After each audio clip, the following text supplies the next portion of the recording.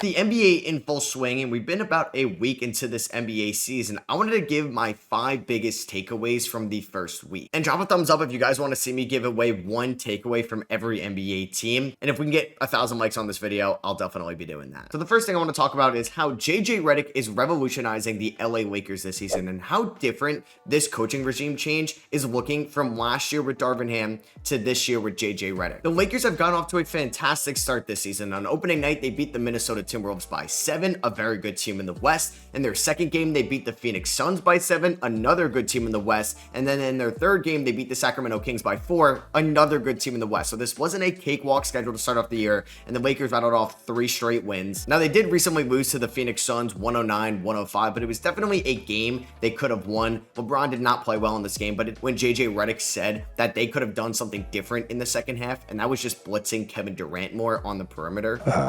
There's one thing to nitpick. It's probably me.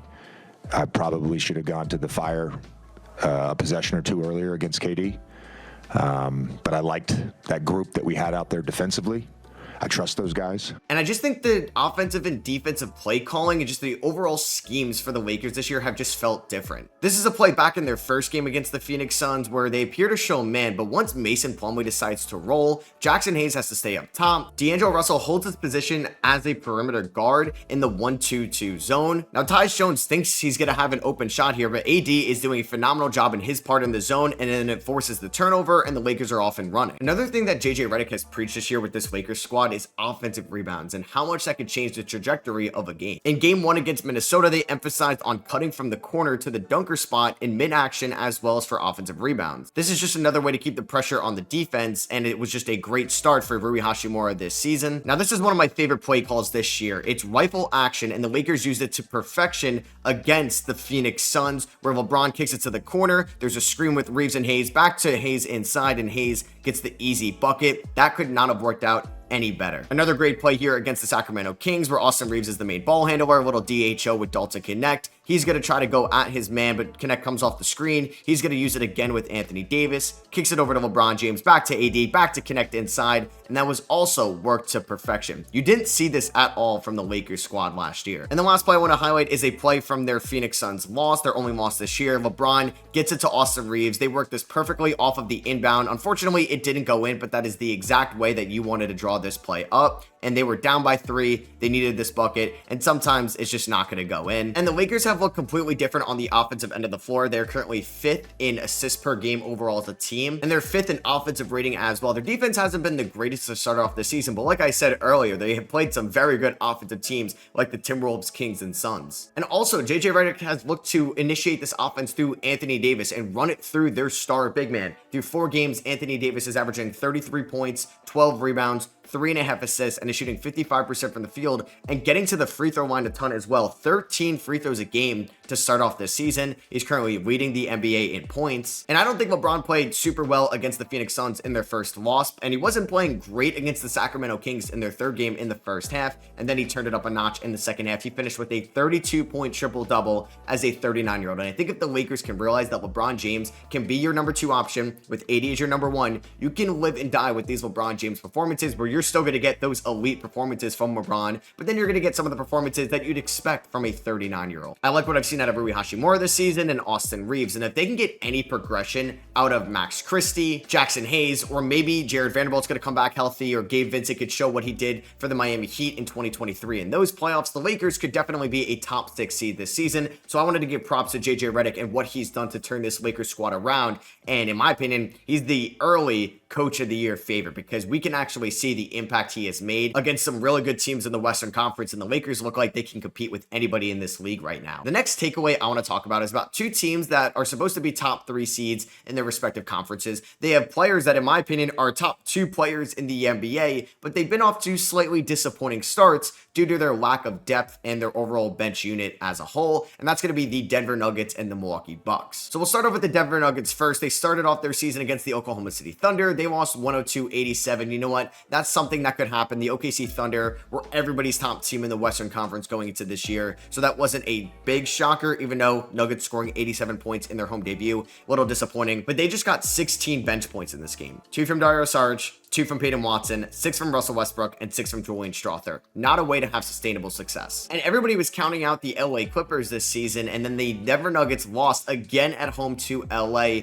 104-109. The bench unit once again was non-existent. 1 point from Peyton Watson, 2 points from Russell Westbrook, and 8 points from Julian Strawther. 11 bench points is still not going to cut it in this league, and now you're going to be forced to play Nikola Jokic more minutes than he's ever played in his career. And they were losing for most of their third game against a much inferior Toronto Raptors squad. They ended up forcing overtime, winning in OT on the backs of Nikola Jokic, who put up 40 points, 10 rebounds, and 4 assists. And this was definitely the best game of Russell Westbrook's Nuggets career because he was abysmal in the first 2. He did show out a little bit better in this game, not taking as many shots. But Nikola Jokic is averaging 39 minutes per game in his first 3 games. His career high before this is 34.5 minutes per game. I do expect he's going to have to play the most minutes of his career this season, and that's kind of scary if you're a Nuggets fan. So I'm just keeping an eye on the Nuggets bench unit. Is somebody going to emerge? Can Julian Strawther really have the confidence to be a full-on 6th man? Or are we going to have to see this team move a Michael Porter Jr. at the trade deadline for 2 inferior players, but at least expands their depth as a whole? And as for the Milwaukee Bucks, I think they've had these issues as well. They beat the Philadelphia 76ers to start off the season. That was a Philly team without Joel Embiid and Paul George. And then they shockingly lost to the Chicago Bulls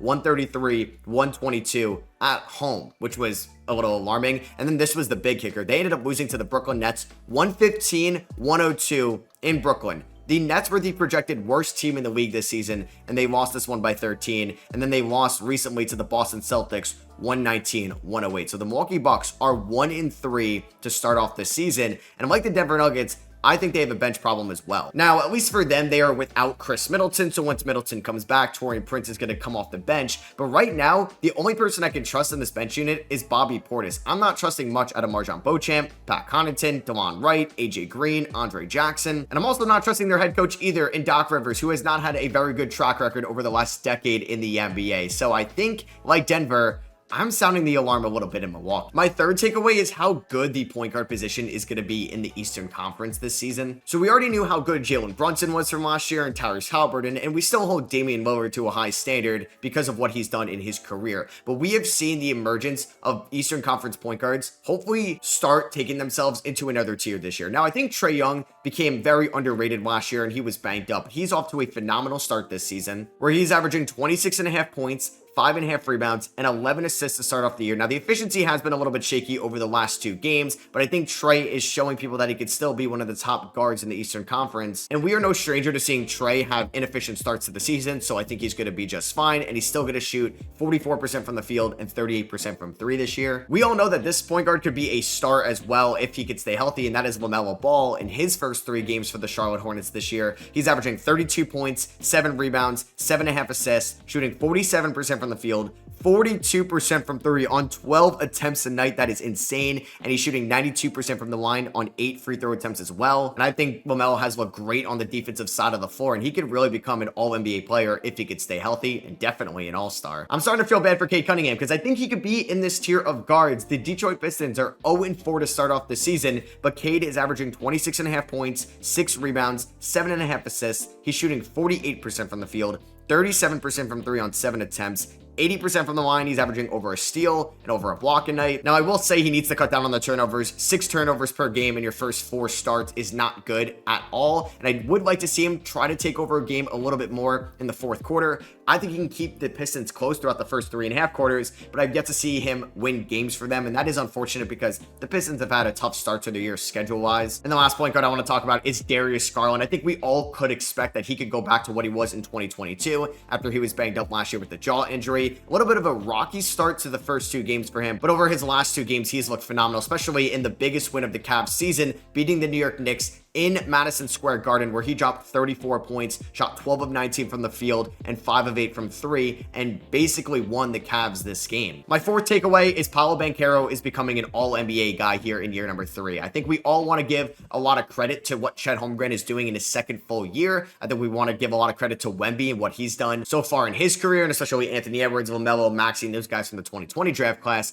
But yeah, Paolo Banchero from the 2022 draft class is already one of the best players in the NBA. Now, I don't know if he's going to be an All-NBA first-team guy this year, maybe not even an All-NBA second-team guy, but I think we're going to see him go back-to-back in All-Star appearances, and he's definitely going to get some All-NBA votes. He has been off to a great start to year number 3, and we're seeing that leap from Paolo. 28.5 points, 6 assists, 9 rebounds a night, shooting 48% from the field, 39% from 3, and is getting to the free throw line a ton, averaging 13 free throws a game. And he had the best individual performance so far this season in his 4th game against the Indiana Pacers. He dropped 50 points, including 37 first half points, 13 rebounds, 9 assists, 2 blocks, shot 61% from the field, including this 4-point win against the Indiana Pacers. And I think we're just seeing him being an overall leader for this Magic squad. It can take them to the playoffs again, be an all-star, and for the first time in his career, make an All-NBA team. And lastly, my takeaway is no rookie is really standing out in a good way to start off this season. And I think some of the better rookies have been guys you really haven't expected to be this good, like Ryan Dunn in Phoenix. Jamal Shed in Toronto has done great as an on-ball defender. Jonathan Mogbo has given them some really good minutes. Jalen Wells as a second-round pick has shown some flashes